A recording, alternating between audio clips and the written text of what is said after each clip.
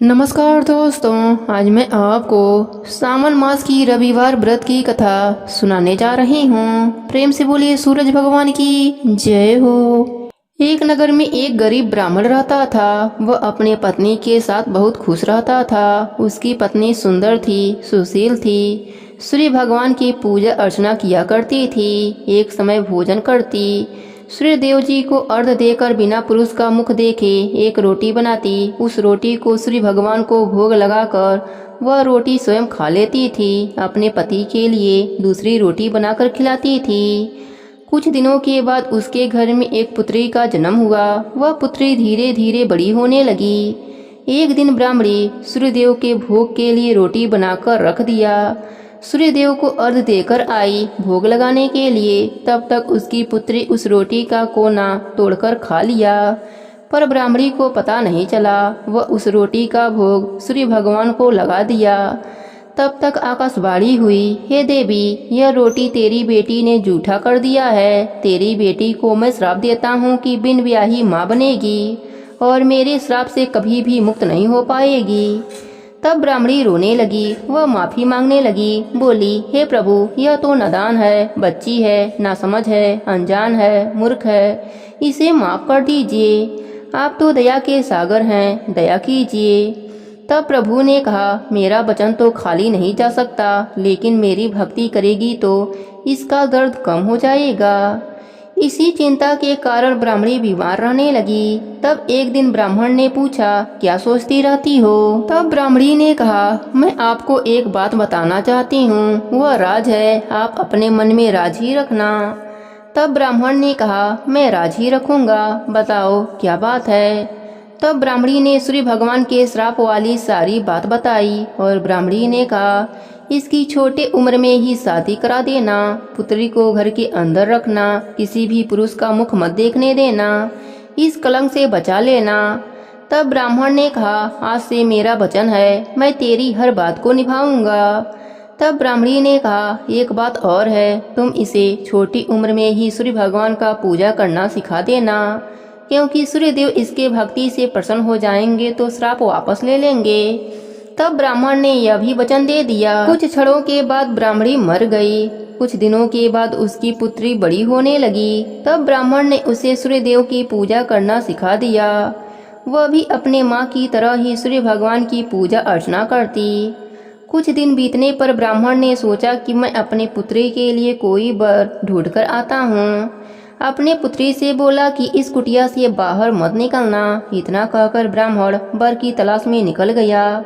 उसकी पुत्री अपने पिता के आज्ञा का पालन करती, किसी भी पर पुरुष का मुख नहीं देखती। इधर राजा का बेटा जंगल में भटक गया और रास्ता भटकता हुआ घने जंगल में चला गया। राजा के लड़के के पीछे जंगली पशु पड़ गए। वह अपनी जान बचाने के लिए रास्ता भटकता भटकता उसी झोपड़ी के पास आ गया और जोर से चिल्लाने लगा, बचाओ बचाओ। तब पुत्री पिता के वचन को भूल गई, दरवाजा खोल दिया। उसने देखा बहुत सुंदर राजकुमार बाहर खड़ा है। वह देखती ही रह गई। तब तक राजा का बेटा कुटिया के अंदर आकर दरवाजा लगा दिया। ब्राह्मण की बेटी ने कहा, तुम अंदर नहीं आ सकते हो, मैं पुरुष का मुख नहीं देखती। तब राजा का बेटा बोला, मैं तुम्हारे साथ कोई दुर्व्यवहार नहीं करूँगा, मैं तो अपनी जान बचाने के लिए आया हूँ। अगर तुम मेरे प्राण बचने से खुश नहीं हो तो मैं बाहर जा रहा हूँ। ब्राह्मण की बेटी धर्म संकट में पड़ गई और सोचने लगी कि मैं इसे बाहर भेजती हूँ तो इसके प्राण जा सकते हैं, वह भी मुझे हत्या लगेगा। अगर अंदर रखूंगी तो मेरे माँ के वचन टूट जाएंगे। कोई बात नहीं, ऐसा कहकर अपने मन में धीर रखकर सोचने लगी। तब ब्राह्मणी की बेटी ने कहा, मेरे वस्त्र पहनकर नारी बनकर मेरे पिताजी के सामने रहना पड़ेगा, क्योंकि मुझे पुरुष का मुख देखने की आज्ञा नहीं है। तब राजा का बेटा बोला, तुमने मेरी जान बचाई है, मैं तुम्हारी हर बात मानूंगा। तब वह लड़की वाला वस्त्र पहन लिया। कुछ देर के बाद ब्राह्मण आया तो पूछा, पुत्री, तुम्हारे साथ कौन है? तब पुत्री ने जवाब दिया कि वह नारी रास्ता भटक गई थी, इसके पीछे जानवर पड़े हुए थे। यह अपनी जान बचाने के लिए आवाज लगाई तो मैंने दरवाजा खोल दिया। पिताजी, आपकी आज्ञा हो तो यह हमारे साथ रह जाए। तब ब्राह्मण ने कहा कि नारी है तो मुझे कोई परेशानी नहीं है। कई दिन बीत गए, उन दोनों में इतना प्रेम बढ़ गया कि वह हर हद पार कर गए। ब्राह्मण की बेटी गर्भवती हो गई। अब दोनों घबराने लगे। तब राजकुमार ने कहा, तुम अपने पिताजी से कह देना कि मैं गर्भवती थी, मैं जब बाहर से आई थी तभी गर्भवती थी। राजकुमार की बात मानकर ब्राह्मण की बेटी ने ऐसा ही किया और अपने पिताजी के आते ही बीमारी का बहाना बनाकर सो जाती थी। धीरे धीरे 9 महीने बीत गए, उसका अंतिम समय आ गया। तब उसने पिताजी को आवाज लगाई, बोली, इसका अंतिम समय है पिताजी, आप दाई माँ को बुला दीजिए। तब ब्राह्मण ने दाई को बुलाकर लाया। दाई ने अंदर आकर देखा तो ब्राह्मण की बेटी गर्भवती थी, उसका बच्चा होने वाला था। तब राजा के बेटे ने सारी बात बताई और कहा, अगर तुम किसी से कुछ नहीं बताओगी तो मैं तुम्हारा घर मोहरों से भर दूंगा। दाई ने राजा के बेटे के कहे अनुसार वैसा ही किया। बाहर जाकर किसी को कुछ नहीं बताया। धीरे धीरे उनका बेटा बड़ा होने लगा। एक दिन राजा अपने बेटे को ढूंढता हुआ उसी नगर में आया और उसी झोपड़ी के पास आकर आवाज देने लगा। ब्राह्मण की बेटी ने दरवाजा खोला। तब तक राजकुमार नहाकर बाहर निकला। राजा ने अपने पुत्र को पहचान लिया। राजकुमार ने अपने पिताजी से सारी बात बताई, पर राजा ने कोई भी बात नहीं मानी और अपने बेटे के साथ अपने राजमहल में आ गए। और इधर ब्राह्मण की बेटी अपने भाग्य को कोसती रही, न खाना खाती न पानी पीती, दिन भर अपने शरीर को व्यापती रहती और सूरज भगवान की प्रतिमा के आगे बैठी रहती। एक दिन सूर्य भगवान उसकी भक्ति से प्रसन्न हुए और प्रकट होकर कहने लगे, हे देवी, तुम क्यों घबराती हो? मैं तुम्हारी भक्ति से बहुत प्रसन्न हूँ। अब तुम्हारे दुख के दिन समाप्त हो जाएंगे। उधर राजा के घर में अन्य धन सब समाप्त हो गया। राजा रोड पर आ गया। एक दिन राजा के सपने में सूर्य भगवान ने दर्शन देकर कहा, तुम्हारा अन्य धन मैंने नष्ट किया है।